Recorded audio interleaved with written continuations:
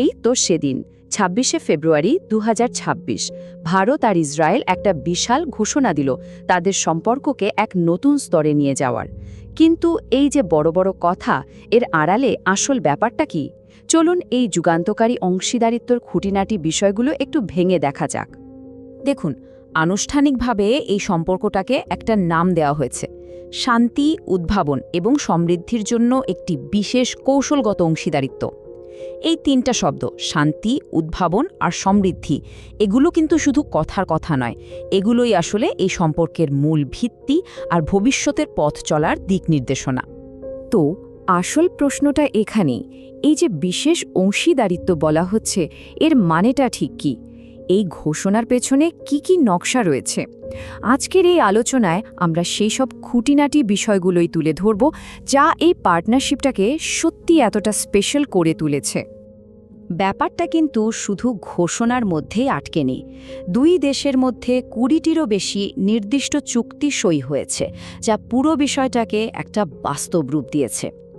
চলুন তাহলে এক এক করে দেখে নিই ঠিক কি কি বিষয়ে এই চুক্তিগুলো হয়েছে।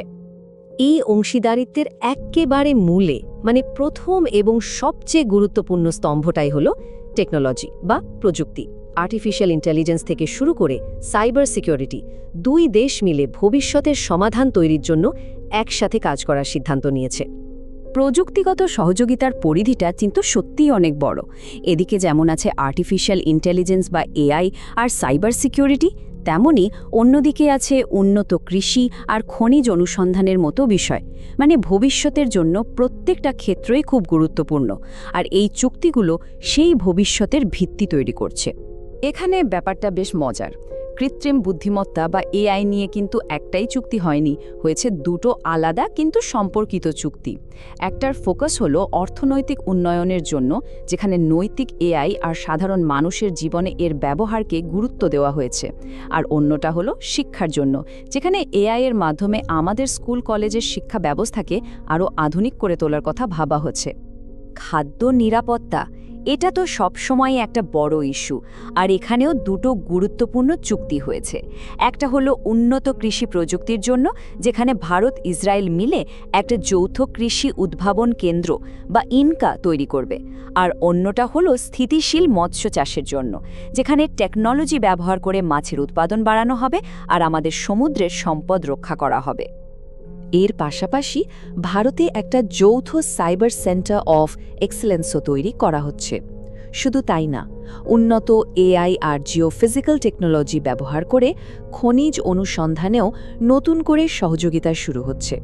মানে ডিজিটাল জগৎ আর প্রাকৃতিক সম্পদ দুটোই সুরক্ষিত থাকবে।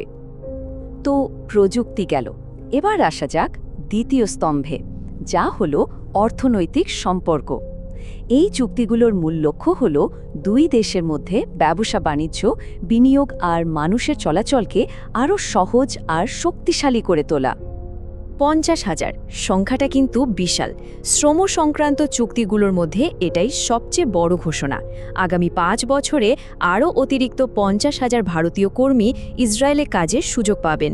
ভাবুন একবার, এর ফলে কত মানুষের জীবন আর কর্মসংস্থানে সরাসরি একটা ইতিবাচক প্রভাব পড়বে। তো এই যে এত কর্মী যাবেন, তারা ঠিক কোন কোন ক্ষেত্রে কাজ করবেন?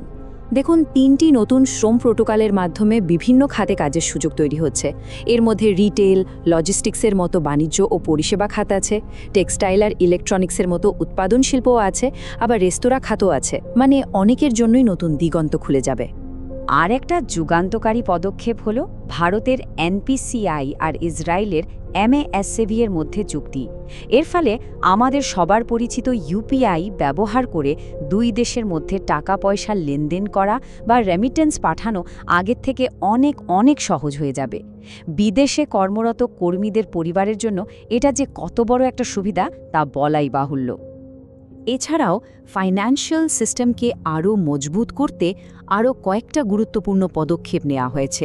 যেমন একটা আনুষ্ঠানিক আর্থিক সংলাপ শুরু হচ্ছে। ফিনটেক নিয়ে দুই দেশের নিয়ন্ত্রক সংস্থাগুলো একসাথে কাজ করবে। আর বহুদিন ধরে আটকে থাকা মুক্ত বাণিজ্য চুক্তি বা এফটিএটা দ্রুত শেষ করার উপর জোর দেওয়া হয়েছে। প্রযুক্তি আর অর্থনীতির পর এই অংশীদারিত্বের তৃতীয় আর খুব গুরুত্বপূর্ণ একটা দিক হলো মানুষে মানুষে যোগাযোগ। এই চুক্তিগুলোর লক্ষ্য হলো সাংস্কৃতিক আদান-প্রদান, শিক্ষা আর ঐতিহ্যের মাধ্যমে দুই দেশের মানুষকে আরও কাছাকাছি নিয়ে আসা। একটা 4 বছরের লম্বা প্ল্যান হাতে নেওয়া হয়েছে সাংস্কৃতিক বিনিময়ের জন্য। এই সময়টায় গান বাজনা, নাটক, নাচ এসব ক্ষেত্রে দুই দেশের শিল্পীদের মধ্যে আদান প্রদান হবে, যৌথ উৎসব হবে, কর্মশালা হবে। এর ফলে একে অপরকে বোঝার সুযোগ আরও বাড়বে। এটাও বেশ ইন্টারেস্টিং। দেখুন, একদিকে ভারতের ঐতিহাসিক নালন্দা বিশ্ববিদ্যালয় আর অন্যদিকে ইসরায়েলের বিখ্যাত হিব্রু ইউনিভার্সিটি অফ জেরুজালেম। এই দুই প্রতিষ্ঠানের মধ্যে একটা একাডেমিক পার্টনারশিপ গড়ে তোলা হয়েছে। বৌদ্ধ দর্শন থেকে শুরু করে গণিত পর্যন্ত বিভিন্ন বিষয়ে ছাত্র আর শিক্ষকদের আদান প্রদান হবে। আর হ্যাঁ, শুধু শিক্ষা বা সংস্কৃতি নয়, গুজরাটের লোথালে যে ন্যাশনাল মেরিটাইম হেরিটেজ কমপ্লেক্স তৈরি হচ্ছে, সেখানেও দুই দেশ একসাথে কাজ করবে। সেই সাথে একটা ভারত ইসরায়েল সংসদীয় বন্ধুত্ব গোষ্ঠীও তৈরি করা হচ্ছে, যা দুই দেশের যৌথ ঐতিহ্যকে সম্মান জানাবে। তাহলে এত সব চুক্তির পর মূল কথাটা কি দাঁড়ালো? এই যে এত বড় একটা পার্টনারশিপ, এর আসল তাৎপর্যটা কি? চলুন সবটা একবার সংক্ষেপে বুঝে নেওয়া যাক। যদি পুরো ব্যাপারটা এক কথায় বলতে হয়, তাহলে এই অংশীদারিত্বটা মূলত 3টে পিলারের উপর দাঁড়িয়ে আছে। 1. টেকনোলজিতে একসাথে কাজ করা। 2. অর্থনীতিকে আরও কাছাকাছি আনা। আর 3. দুই দেশের মানুষের মধ্যে যোগাযোগ বাড়ানো। আর এই সব কিছুর পেছনে রয়েছে একটা দীর্ঘমেয়াদী কৌশলগত পরিকল্পনা, যা দুই দেশের সম্পর্ককে একটা নতুন উচ্চতায় নিয়ে যাবে। এই সম্পর্কটা কিন্তু স্থির নয়, এটা ক্রমাগত বদলাচ্ছে, বিকশিত হচ্ছে। এখন প্রশ্ন হলো, এই যে দুটো দেশ প্রযুক্তি আর অর্থনীতিতে এত কাছাকাছি আসছে, এর পরের ধাপটা কি হতে পারে? এই পার্টনারশিপের ভবিষ্যৎ পথ চলা কেমন হবে, আর বিশ্ব মঞ্চে এর প্রভাবই বা কী হবে? এটা কিন্তু ভাবার মতো একটা প্রশ্ন, তাই না?